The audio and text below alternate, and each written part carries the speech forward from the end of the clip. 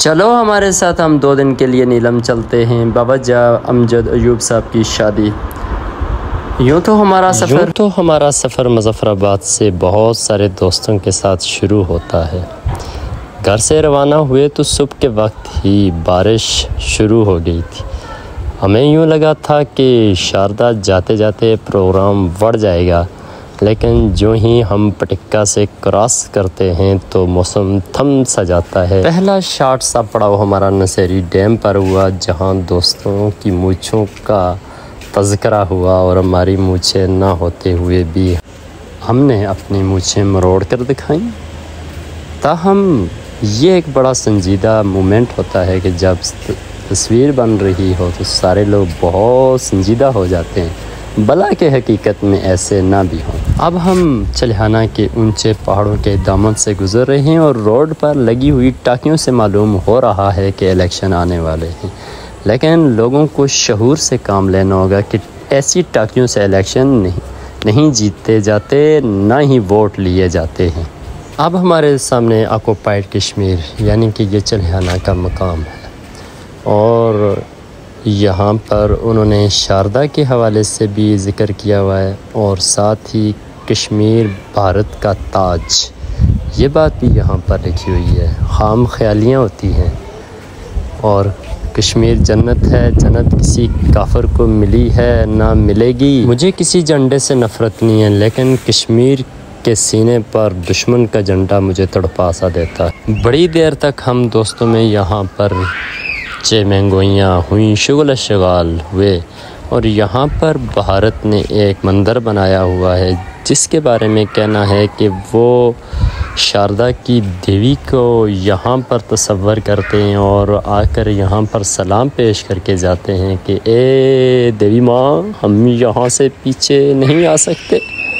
यानी ये हिंदुओं का भी ऐसे मकाम पर पहुँच जाएं तो वहाँ पर किस्से कहानियाँ जोड़ने वाले मौजूद होते हैं। ताहम हमारे साथ आकब साहब और जवाद साहब ऐसा किस्सा सुनाने वाले थे, हम इसको सुनकर हंसने वाले थे। मैंने पहले कहा कि मुझे दुनिया के किसी परचम से नफ़रत नहीं है। अगरचे किसी परचम से नफ़रत है तो वो ये परचम है जो कश्मीर के सीने पर लहरा रहा है, भला कि अभी हवा नहीं है इसलिए ये हिल नहीं रहा।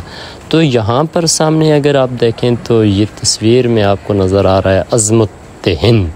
यकीन मानिए ये जगह बहुत काबिल दीद है। इसके दूसरी जानब अगर हम देखें तो आज़ाद कश्मीर है, जहाँ पर अज़मतुल्लाह लिखा हुआ है। हम यहाँ से चले, अबू की कॉल आ गई कि आप घर से होके जाएं। हम 2-3 दोस्त घर पहुँचे तो नाश्ता लगा हुआ था और हमने सैर होके नाश्ता किया, शुगल शगाल में नाश्ता हो गया और फ्री में घर का नाश्ता हो गया। नाश्ते के बाद हम लोग फिर चलते हैं बिस्मिल्लाह करके शारदा की जानब। इस नाश्ते में हम बाई चांस ही घर गए थे। अगर इस वीडियो में मेरे सारे दोस्त देखेंगे कि नाश्ते पे हमें साथ लेके नहीं गए तो मुझे यकीन है वो मुझसे नाराज़गी ज़ाहिर करेंगे। तो पहले ही से मैं उनको माज़रत कह देता हूँ कि हमें भी घर जाकर पता चला कि नाश्ते का बंदोबस्त किया हुआ था, ताहम बाकी दोस्त उस वक्त कुंडल शाही क्रॉस कर चुके थे। ये वो लम्हात हैं कि जब हम नाश्ते पे बैठे हुए थे और दूसरे दोस्त जागरान जाकर अपनी तस्वीरें बना रहे। हम लोग जाकर कैरन मोनूमेंट के सामने, बिलखुसूस जम्मू कश्मीर के सामने दरिया के किनारे पर बैठ के, दोस्त जितने भी महज़्ज़ब हों लेकिन दोस्त दोस्त ही होते हैं, कभी ना कभी किसी न किसी को शरारत सूझ जाती है। यहाँ पे मुशायरा होना था तो मुशायरे के दौरान ही मुझे शरारत सूझी, पानी फेंका था। हम फिर सारे दोस्तों ने मेरे साथ क्या किया मुलाहाज़ा फरमाइए, ताहम उल्टे पाँव भागना पड़ा। अब वो सारी हरकतें यहाँ पर आप लोगों से मैं शेयर नहीं कर सकता जो यहाँ पर हुआ है, ताहम जो कुछ दिखाने के लायक है वो आप देख सकते हैं। गिले हो गए, किसी का मोबाइल गिला हुआ, किसी के मोबाइल में पानी पड़ा, किसी ने क्या शरारत की, किसी ने क्या शरारत की। यहीं पर मुकाबला शुरू हो जाता है मीर हसन साहब का और जवाद साहब का। मीर हसन साहब तो वक्ती तौर पर हार जाते हैं, लेकिन फिर से वो हिम्मत बांधते हैं, हिम्मत मर्दा मदद खुदा, एक तरफ जवाद साहब अपनी जीत का जश्न मना रहे हैं और दूसरी तरफ मीर हसन साहब अपने हौसले को बुलंद कर रहे हैं। आजा मुकाबला करते हैं। चलो जी, मुकाबला हो जाता है। एक तरफ मीर हसन साहब और बशारत साहब, दूसरी तरफ आकिब साहब और जवाद साहब। तो आकिब साहब जवाद साहब जितने तगड़े हैं इतना मुकाबला मीर हसन के साथ कर नहीं सके। आप इस मुकाबले को खूब एंजॉय कर सकते हैं। जवाद साहब को हार मान, इधर से आकिब साहब फिर ताज़ा दम हो जाते हैं और मीर हसन साहब कम मानने वाले हैं। और ये देखे किस वक्त फेंक रहा है भाई क्या कर रहा है, जीत के आए थे, जश्न हो। इसके बाद मुझे और जवाद साहब को निशाना बाजी करनी थी। जवाद साहब ने अपना कोट उतार के साइड पे छोड़ा तो 6000 रुपया कोई निकाल के ले गया, यानी कि जो ये निशाना लग रहा है ये 6000 का है। और हाँ ठीक लगेगा। और जवाद साहब के पैसे गुम हो चुके हैं, इनको अंदाज़ा नहीं है, पीछे से लुटा जा रहा है। भाई पीछे देख, पीछे तो देखो, अरे भाई पीछे तो देखो, देख लेना यार, देख ले पीछे देख ले, चलो ना देख।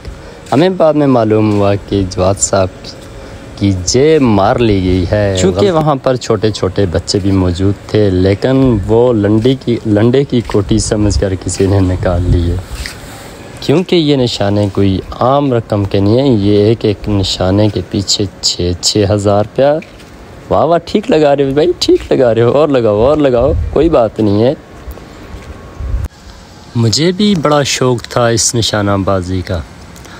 शौक़ तहकीक पूरा करने के लिए हमने भी अपने बाजू को कवर किया और तबा आजमाई करनी थी कि हम कितना दुरुस्त निशाना लगा सकते हैं। उस शख्स ने हमारे बाजू को कवर किया, हमारी उंगलियों के ऊपर भी कवर किया। इनका कहना था कि ये बाजू कट जाता है या उंगली कट जाती है। हाँ, भला कि एहतियात ज़रूरी है, इलाज से बेहतर है। और पहला ये निशाना हमने उठाया, गुड बाय निशाना, गुड बाय। लेकिन ये बात अलग है कि मीलों का फासला रहा हमारा और निशान का, यानी हमारा निशाना दुरुस्त मकाम पर नहीं रहा, ऊपर से गुज़र गया। छोड़ दे भाई, छोड़ दे, देख लूँ क्या कर रहा है, लगा दे। ओह सो सैड, गलत हो गया। चलो एक बार फिर, जिधर जवाद साहब 6000 का निशाना लगा रहे हैं वहाँ पर हम 100 रुपये का निशाना लगा रहे हैं, देखें तो सही। चलो जी, अब उम्मीद है कि हमारा निशाना दुरुस्त रहेगा और जश्न हो, निशाना दुरुस्त रहा। तीसरा निशाना भी हमने दुरुस्त निशान पर लगाया और तजर्बा कामयाब रहा। ठीक है, लगा दो। ज़बरदस्त, ठीक है, गुड। थोड़ा सा दूर रहा लेकिन फिर भी ठीक है।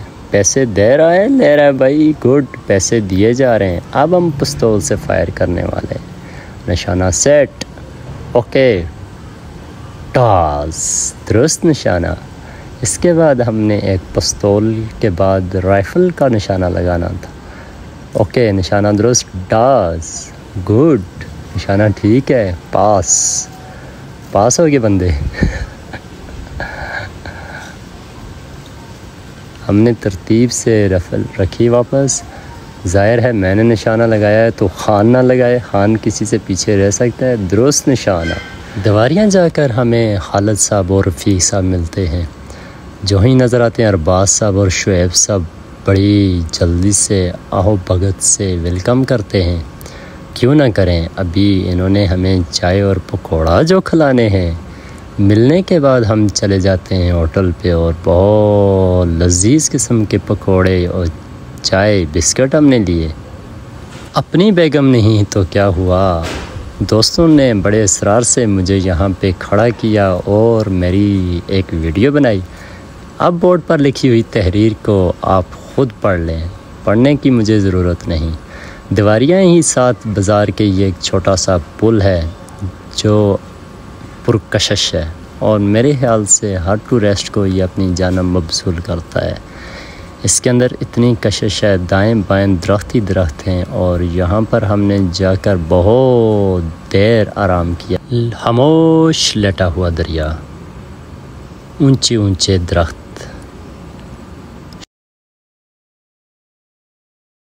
परिंदों की चहचहाहट। शोखियाँ तो बनती हैं, वीडियोस तो बनती हैं, तस्वीर तो बनती हैं, भाग दौड़ तो बनती है, शरारतें तो बनती हैं, क्योंकि जहाँ हम हैं वहीं हम हैं।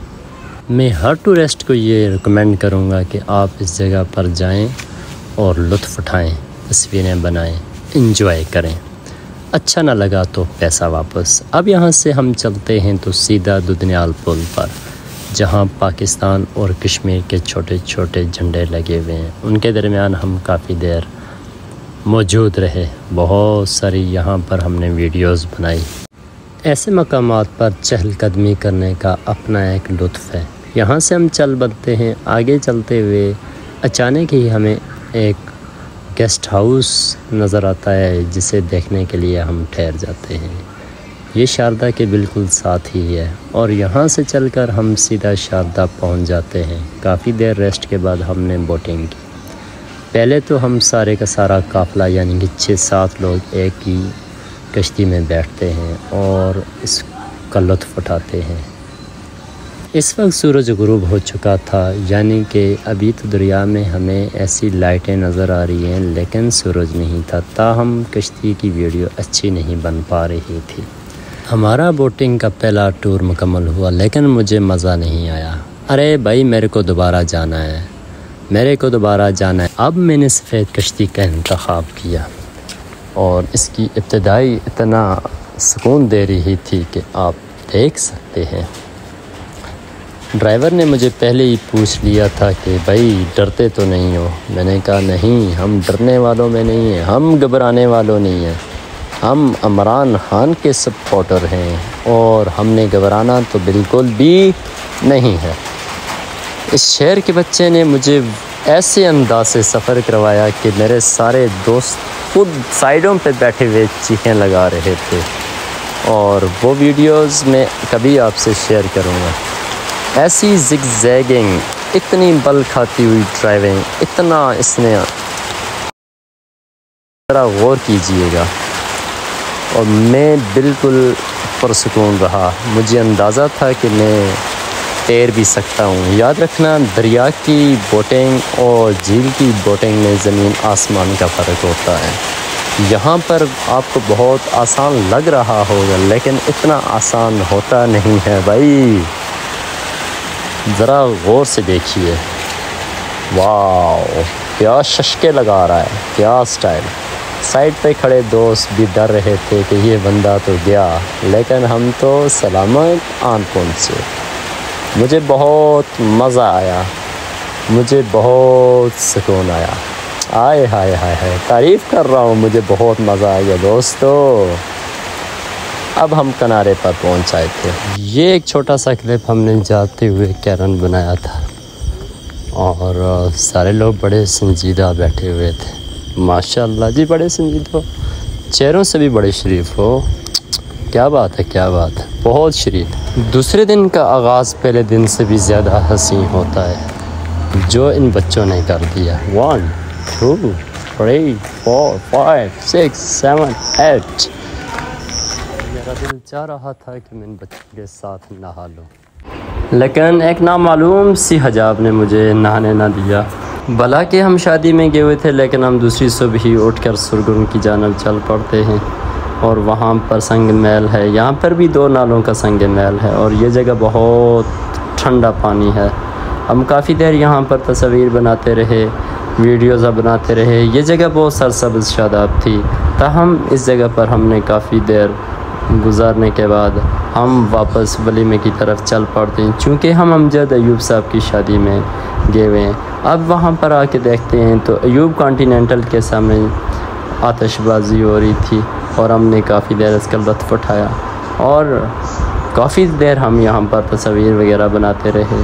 अमजद साहब बड़े खुश नज़र आ रहे हैं। वाह जी अमजद साहब, मुबारक हो आपको, आपकी शादी हो रही है। और ये वीडियो हमने रात को अमजद साहब का क्लिप बनाया था। इसके पीछे बड़े मज़े की कहानियाँ भी मौजूद हैं। अमजद साहब को हमने ये कहा, भाई ये तुम्हारी जगह नहीं बनती, आप यहाँ से उठें। ये क्या हो रहा है भाई? अभी आपको नज़र आएंगे यहाँ पर अमजद साहब बैठे हुए हैं।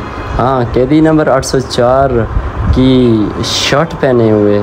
ये इनकी मोहब्बत का तकाज़ा है इमरान खान से कि इनकी इधर शादी हो रही है और ये कैदी नंबर 804 की शर्ट पहनकर किसी और की जगह, अमजद साहब तो समझ रहे होंगे, किसी और की जगह पर बैठे हुए। ऐसा नहीं होता अमजद साहब, जगह बदल दो भाई साहब। अयूब कॉन्टिनेंटल के सामने आतिशबाजी का सिलसिला काफ़ी देर तक जारी रहा। ये दिन के मनाज़र हैं, रात को हम लोगों ने इसको कैप्चर नहीं किया। अब हमारी वापसी की तैयारियां होना शुरू हो गई थी। मैं और शुएब सब एक बोटिंग करते हैं थोड़ी देर के लिए, लेकिन मज़ा नहीं आया। फिर हमने चाहा कि हम सिंगल कर लेते हैं। खैर शुएब सब करते नहीं हैं और मैंने बोटिंग की। जब मैं और शुएब सब बोटिंग कर रहे थे तो अरबाज़ अतीक अवान साहब को चस्का पड़ गया, मेरे को भी बोटिंग करनी है भाई। चलो, इन्होंने बोटिंग ली और दूसरे दिन उन्होंने अकेले में एंजॉय किया। और मुझे चूँकि पहले दिन का लुत्फ़ चढ़ा हुआ था तो मेरा जी चाह रहा था कि जाते जाते मैं भी एक बार सिंगल बोटिंग फिर कर लूँ, और रहा ना गया तो मैं भी फिर बैठ जाता हूँ। यकीनन अरबाज़ सब मुकम्मल तौर पर इस बोटिंग से लुत्फ़अंदोज़ हो रहे हैं और इनके फ़ौरन बाद मैंने चाहा कि मैं भी एक बार फिर बोटिंग कर लेता हूँ। मैंने वही पीले रंग की बोटिंग संभाली और ये लड़का बेसिकली मुज़फ़्फ़राबाद अपर छतर का है। इसने हमें सस्ते में ये बोटिंग दी है और इसने मुझे बहुत आखिरी लम्हात में इंतहा दर्जे की रेस की बोटिंग करता है और फिर हम यहाँ से अलविदा चाहते हैं। हम ट्रिप कोई भी हो वो जल्दी भूलता नहीं है। अगर आप नीलम जाना चाहें तो ज़रूर अयूब कॉन्टिनेंटल होटल के सामने, रेस्टोरेंट के सामने बोटिंग करें। बहुत लुत्फ़ आता है, बहुत मज़ा आता है। तमाम देखने वालों को मेरा मोहब्बत भरा मीठा सा सलाम। ओके, अल्लाह हाफिज़।